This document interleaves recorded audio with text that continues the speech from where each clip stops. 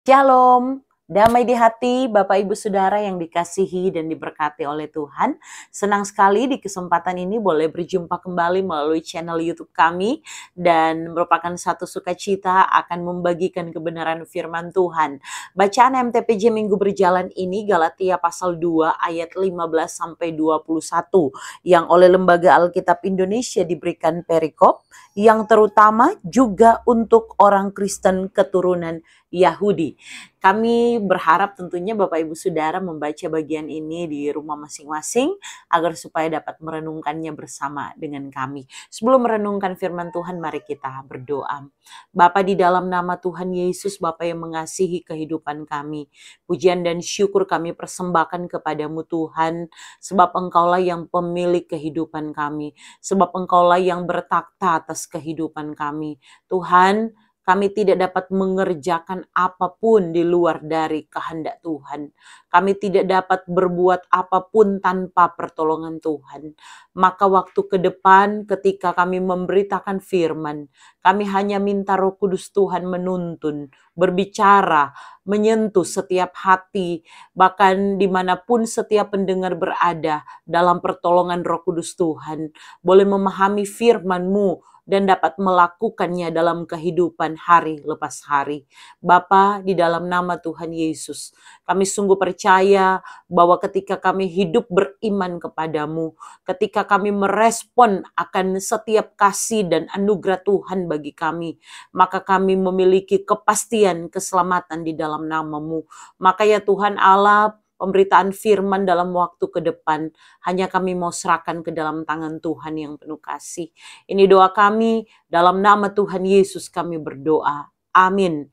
Bapak Ibu Saudara yang dikasihi dan diberkati oleh Tuhan, perenungan MTPJ di Minggu Berjalan ini itu diberikan perikop hidup dibenarkan oleh iman. Nah, saat ini sebelum kita bersama-sama merenungkan firman Tuhan ini, sekali lagi Bapak Ibu Saudara boleh membaca teks yang ada di dalam Alkitab Galatia pasal 2 ayat 15 sampai 21. Kalau Bapak Ibu sudah baca, maka saya percaya Bapak Ibu akan menemukan fakta yang sudah ditulis dengan jelas pada teks Alkitab. Dari pasal 1 ayat 1 sampai kemudian di pasal 6, kita akan menemukan bahwa secara tertulis jelas di kitab Galatia ada beberapa hal. Yang pertama mengenai penulis. Penulis memperkenalkan diri sebagai Rasul Paulus dan surat ini dituliskan pada tahun 48 atau 49 sesudah Masehi. Kemudian penerima surat. Ini adalah jemaat di kota Galatia, sebuah kota Asia kecil pada zaman Paulus yang adalah nama provinsi pada saat Kekaisaran Romawi pada waktu itu, di mana keadaannya pada waktu itu adalah orang-orang yang menjelek-jelekan atau memfitnah Rasul Paulus, tapi juga mereka yang mengajarkan ajaran yang lain dari apa yang sudah diajarkan Rasul Paulus. Pada awalnya mereka hidup bahkan menjalani kehidupan kekristenan mereka sebagaimana Injil yang telah ditanamkan oleh Rasul Paulus, dan mereka hidup sebagai pengikut Kristus yang setia. Tetapi kemudian mereka mulai berbalik dari Injil yang sebenarnya kepada Injil palsu yang diajarkan oleh orang-orang Yudaisme. Pengajar-pengajar palsu tersebut mengajarkan bahwa seseorang diselamatkan dan dibenarkan tidak cukup hanya karena iman, tetapi mereka perlu untuk melakukan kebaikan, hukum Taurat secara sempurna. Karena itulah maka Paulus datang melalui surat ini memberikan pengajaran. Nah, Bapak Ibu Saudara yang dikasihi dan diberkati oleh Tuhan, inilah yang kemudian menjadi tema dan tujuan penulisan Paulus terhadap surat Galatia ini. Tema utama surat Galatia adalah pembenaran karena iman kepada Yesus Kristus, bukan karena melakukan hukum Taurat. Sedangkan tujuan penulisan surat kepada jemaat di Galatia ini adalah pertama, membela otoritas kerasulan Paulus yang pada saat kita membaca bagian ini, kita akan menemukan bahwa Paulus dengan begitu bersemangatnya, dia menyatakan bahwa berita Injil yang disampaikannya, yang telah disampaikannya, tapi juga yang kini disampaikannya adalah sesuatu yang paling benar, yang kebenarannya terbukti. Kemudian yang kedua, memberitakan pembelaan teologis tentang prinsip pembenaran karena iman, bukan karena melakukan hukum Taurat. Serta yang terakhir, yang ketiga, menjelaskan karya Kristus yang telah memerdekakan orang percaya dari tuntutan hukum Taurat dan dosa. Maka dengan demikian, kemerdekaan dalam Kristus tidak boleh dipakai sebagai kesempatan untuk berbuat dosa lagi, melainkan untuk mengasihi, melayani orang lain. Maka dapat dilihat bahwa surat Galatia merupakan surat pembelaan Injil dari serangan yang hebat oleh pengajar-pengajar palsu pada waktu itu. Bapak Ibu Saudara yang dikasihi dan diberkati oleh Tuhan Yesus, tema perenungan kita hidup dibenarkan oleh iman. Dari bacaan kita di sepanjang minggu berjalan ini, Galatia 2 ayat 15 sampai 21 mengajak kita semua untuk melihat apa yang mau Paulus tekankan, jelaskan kepada orang-orang yang ada di Galatia. Memang kalau kita baca sepintas, maka di beberapa tafsiran ini bicara tentang pendapat atau perkataan dari Paulus kepada Petrus. Tetapi saya melihatnya tersendiri dalam kaitannya dengan tema tersendiri oleh Lembaga Alkitab Indonesia, bahwa bagian ini ditujukan kepada orang-orang atau jemaat secara umum yang ada di jemaat Galatia. Nah, Bapak Ibu Saudara yang dikasihi dan diberkati oleh Tuhan, apa itu dibenarkan? Bicara dibenarkan ini ibaratnya seorang yang telah divonis dalam salah, pelanggaran, atau perbuatan jahatnya, seharusnya mendapatkan hukuman, tetapi kemudian mendapatkan keringanan hukuman atau bahkan kesalahannya dihapuskan. Dia yang seharusnya dihukum karena bersalah, tetapi kini dia dibenarkan, dia dianggap benar, dibuat benar, bahkan kesalahannya dihapuskan sehingga dia tidak perlu lagi menanggung akibat dari kesalahannya karena telah dibenarkan. Maka kalau kita melihat dibenarkan karena iman, Paulus hendak membawa jemaat yang pada waktu itu telah mendengar bahwa pengajaran-pengajaran orang Yahudi, klaim orang Yahudi yang melihat kehidupannya sebagai umat pilihan Allah, mereka perlu untuk terus hidup di bawah hukum Taurat. Dan karena itu perlu berjuang untuk dapat setaat mungkin pada hukum Taurat. Hal ini membuat orang-orang Yahudi menganggap diri paling benar, sedangkan bangsa-bangsa lain adalah orang-orang berdosa.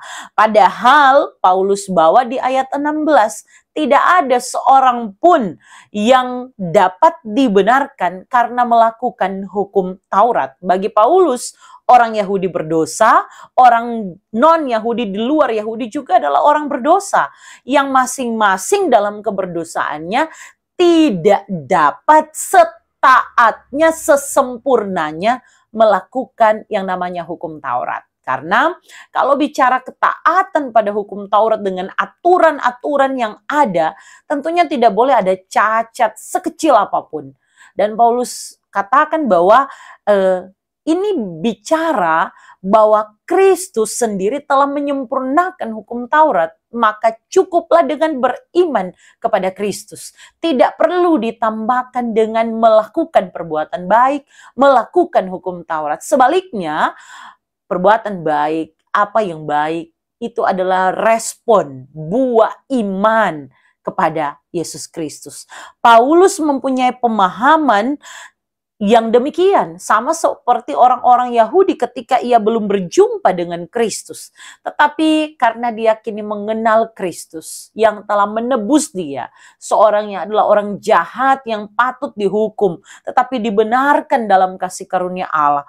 Paulus kemudian mengatakan bahwa anugerah Allah di dalam Kristus itulah yang membawa dia menerima yang namanya kepastian keselamatan di dalam Kristus. Bagi Paulus, Kristuslah yang memimpin kehidupannya, sehingga sudah selayaknya ia taat, tunduk kepada Kristus sebagai syukurnya bahwa imannya telah menyelamatkan dia hidup di dalam kepastian keselamatan. Karena itu Paulus setia dalam panggilannya sebagai rasul yang di konteks jemaat itu sedang diragukan. Sampai akhir hidupnya, sekalipun menghadapi berbagai tantangan, Paulus menunjukkan kesetiaannya. Mari kembali ke bacaan ini ya Bapak Ibu Saudara. Bacaan ini menjelaskan bahwa bagi Paulus, orang-orang yang telah percaya kepada Kristus harus percaya bahwa iman kepada Kristus adalah satu-satunya kunci untuk dapat dibenarkan. Dia menekankan bahwa keselamatan itu datang dalam iman kepada Tuhan Yesus, bukan melalui usaha manusia untuk memenuhi hukum Taurat. Paulus menekankan dengan sangat jelas ya. Kalau kita baca Bapak Ibu Saudara di ayat 15. Menurut kelahiran kami adalah orang Yahudi dan bukan orang berdosa dari bangsa-bangsa lain. Paulus bukan bicara apa yang dia tahu, tetapi dia dari situ. Sehingga paham Yudaisme itu dikenal baik oleh Paulus. Paham mereka yang menganggap diri benar sebagai orang yang dipilih, sedangkan orang-orang lain berdosa. Tetapi Paulus mau bawa bahwa ayat 16, kamu tahu bahwa tidak seorang pun yang dibenarkan oleh karena melakukan hukum Taurat. Tidak ada yang dibenarkan. Tidak ada pembenaran karena melakukan hukum Taurat. Karena betapa rapuhnya, betapa terbatasnya manusia untuk dapat sesempurna mungkin melakukan hukum Taurat. Maka Paulus katakan, tetapi hanya oleh karena iman dalam Kristus Yesus. Cukup memiliki iman kepada Yesus Kristus. Iman dari kata benda pistis, kata kerjanya pisteu ya. Maka iman ini bukan sembarang iman, tapi iman yang hidup kepada Allah yang hidup.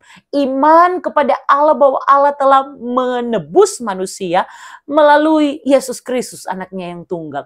Iman kepada Allah bahwa Allah telah berfirman, firman itu telah menjadi daging, firman itulah Yesus Kristus. Sehingga kita mengenal firman-Nya dan menjadikan itu pedoman dalam kehidupan setiap hari. Bapak Ibu Saudara yang dikasihi dan diberkati oleh Tuhan, Paulus katakan ya, ayat 16b, sebab itu kami pun telah percaya kepada Kristus Yesus, supaya kami dibenarkan oleh karena iman dalam Kristus, dan bukan karena melakukan hukum Taurat.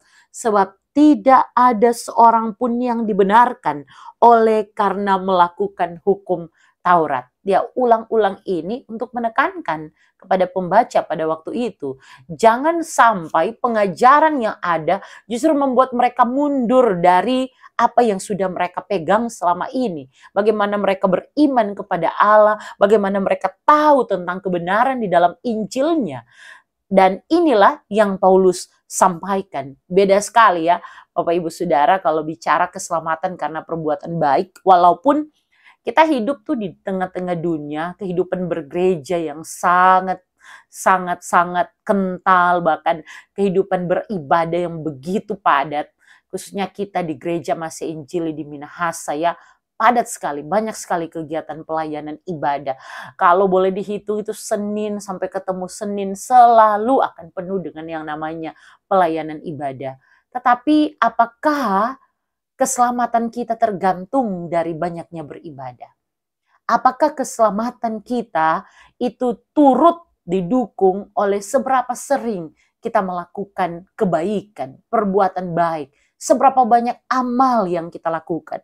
Saya percaya bahwa kita sangat aktif beribadah, kita mau bersekutu dengan Tuhan, kita hidup dalam kesaksian, kita hidup di dalam pelayanan kita melaksanakan katekisasi demi katekisasi di jemaat. Itu bukan untuk selamat, tapi kebalikan ya. Karena kita sudah diselamatkan, karena iman kepada Yesus Kristus, maka kita melakukannya dalam ketaatan dan kesetiaan. Apa yang baik, kebaikan, menolong orang, hidup persekutuan, itu semua hanya respon kita. Karena kita sudah diselamatkan dan apa yang Yesus kerjakan di atas kayu salib tidak perlu kita tambah lagi, itu sempurna adanya. Maka kita hidup untuk merespon kebaikannya dengan melakukan apa yang baik, yang berkenan kepadanya. Ini tidak boleh diputar. Tapi kadangkala yang terjadi adalah gereja di masa kini pun masih memiliki pemahaman seperti ini. Sehingga kita menghitung orang seolah-olah keselamatan ditentukan oleh berbagai hal perbuatan baik yang sudah dilakukan. Maka pembacaan di sepanjang minggu berjalan ini mau mengingatkan kita ya, melihat dengan baik apa yang mau Tuhan sampaikan melalui firman-Nya. Keselamatan adalah anugerah Allah di dalam Yesus Kristus. Karena begitu besar kasih Allah akan dunia ini, sehingga Ia telah mengaruniakan anaknya yang tunggal, supaya setiap orang yang percaya kepadanya tidak binasa, melainkan beroleh hidup yang kekal. Tidak perlu kita tambah orang yang percaya kepadanya dan melakukan perbuatan baik tidak binasa ya, tidak perlu. Kita perlu ingat bahwa hanya dengan percaya, memiliki iman yang hidup, percaya sungguh-sungguh kepadanya, maka kita tidak binasa, melainkan beroleh hidup yang kekal. Bapak Ibu Saudara yang dikasihi dan diberkati oleh Tuhan. Keselamatan oleh kasih karunia Kristus menekankan pentingnya iman sebagai cara untuk menerima keselamatan sebagai anugerah Allah. Ini adalah prinsip yang ditekankan Paulus dalam surat-suratnya, termasuk dalam kitab Galatia ini. Akan ada hukuman saja pastinya ketika seseorang mengetahui bahwa dirinya dengan berbagai usahanya, perjuangannya untuk melakukan apa yang baik, perbuatan-perbuatan yang baik, itu selalu gagal. Hitung saja orang yang paling saleh. Satu hari bangun pagi, tiba-tiba lupa bersyukur, kemudian sempat mengeluh, bakal lain di rumah. Hal yang sederhana. Orang paling saleh di dunia. Hitung saja dia satu hari hanya melakukan 3 kesalahan atau dosa. 1 tahun 365 hari kali 3, hampir 1000 ya, hitung saja 1000 setiap tahun. Kalau umurnya seperti saya atau umurnya pada waktu Tuhan panggil 60 ribu dosa. Dan apakah itu cukup untuk mengatakan orang itu sangat baik? Orang paling saleh loh itu Bapak Ibu Saudara. Tidak akan cukup ya rasanya kebaikan kita ditambahkan sebagai syarat untuk menerima keselamatan dari Allah. Tapi syukur kita memiliki Allah yang penuh kasih. Karena kasih Yesus datang. Dia anak Allah, dia jadi sama dengan manusia. Dia mau mati untuk tebus dosa-dosa kita. Dan karena itu kita yang seharusnya binasa, kita yang seharusnya dapat vonis sebagai orang-orang yang patut menerima hukuman, maut, tapi kita dibenarkan karena kita percaya, beriman kepadanya. Bapak Ibu Saudara, Paulus berkata dalam bacaan di saat ini ya, bahwa ayat 19b dan 20. Aku telah disalibkan dengan Kristus, namun aku hidup. Tetapi bukan lagi aku sendiri yang hidup, melainkan Kristus yang hidup di dalam aku. Dan hidupku yang kuhidupi sekarang di dalam daging adalah hidup oleh iman dalam anak Allah yang telah mengasihi aku dan menyerahkan dirinya untuk aku. Paulus bicara tentang dirinya. Bagaimana dulu kehidupannya yang begitu jahat. Mungkin ini gambaran dari kehidupan Bapak Ibu Saudara dan saya dengan masa lalu kita, dengan perbuatan-perbuatan kita yang mengecewakan hati Tuhan. Tetapi kalau Paulus berkata penekanannya adalah pada salib Kristus, Paulus sudah disalibkan dengan Kristus. Maka kita juga ketika dia datang ke dunia, dia disalibkan bukan karena dia punya dosa, dia tidak berdosa, tetapi dia menanggung upah dosa kita. Sehingga kesalahan-kesalahan kita ikut disalibkan dan kita tidak lagi dihukum. Ya, keselamatan itu sekarang diberikan kepada kita. Maka sekarang pertanyaannya, maukah kita seperti Paulus untuk mengakui bahwa hidupku yang kuhidupi sekarang adalah hidup oleh iman dalam anak Allah yang telah mengasihi aku dan menyerahkan dirinya untuk aku. Dia serahkan dirinya untuk kita. Keyakinan ini akan membuat kita sebagai anak-anak Tuhan yang hidup di masa ini dapat kemudian mengambil komitmen untuk hidup percaya kepadanya. Saya mengajarkan ke anak-anak beriman itu bukan cuma sekedar iman yang notitia, sampai di sekedar tahu. Kita tahu Yesus itu adalah Tuhan dan Juru Selamat. Ingat, iblis pun punya pengetahuan yang banyak. Banyak kali dalam berbagai hal Alkitab pun menuliskannya. Iblis berkata, ada tertulis. Dia bahkan hafal ayat Alkitab. Iman juga bukan cuma sekedar setuju. Ya, oh betul loh dia adalah Tuhan. Karena iblis juga demikian. Tapi iman yang benar adalah iman yang fidusia. Dia menyerahkan seantero kehidupannya kepada siapa yang dia percayai. Kepada siapa yang dia setuju kebenarannya. Dia adalah Tuhan dan Juru Selamat.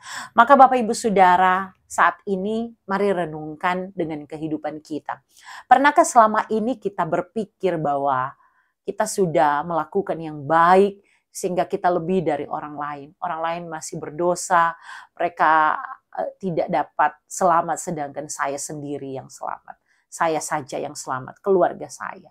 Bapak Ibu Saudara, keselamatan bicara tentang pribadi kita masing-masing, bagaimana kita mau beriman kepada Tuhan, ataukah kita justru memilih untuk lebih taat pada aturan agama sambil kita mulai lupa ya, bahwa bukan itu loh yang Tuhan mau. Jangan sampai kebalik sekali lagi ya. Bukan jadi saya akan melakukan hal baik untuk diselamatkan. Bukan itu. Sebaliknya, saya melakukan apa yang baik karena saya bersyukur saya sudah diselamatkan. Siapa yang sudah diselamatkan? Saya dan Bapak Ibu Saudara. Apapun masa lalu kita, siapapun kita dibenarkan, dibuat benar karena iman kepada Kristus Yesus. Beriman bukanlah proses yang mudah untuk beriman kepada Dia, Allah yang hidup. Akan ada jatuh bangun, apalagi pengajaran saat ini luar biasa ya diperhadapkan kepada kita, kepada anak-anak kita. Tetapi beriman kepada Kristus akan menolong kita semua ya. Bapak Ibu Saudara, ayat 21 dari bacaan kita di saat ini. Aku tidak menolak kasih karunia Allah. Sebab sekiranya ada kebenaran oleh hukum Taurat, maka sia-sialah kematian Kristus. Perkataan ini mau menekankan kematian Kristus telah terjadi dan itu mahal harganya. Darahnya yang tercurah membuat kita diselamatkan.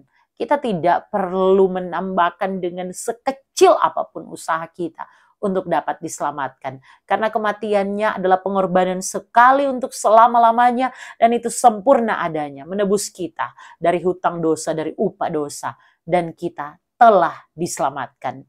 Maka ngapa orang mesti hidup baku-baku sayang, taat, melakukan firman Tuhan? Itu tanda syukur kita kepada Dia yang telah mati, yang telah menyerahkan dirinya, mengasihi kehidupan kita. Allah begitu mengasihi kita.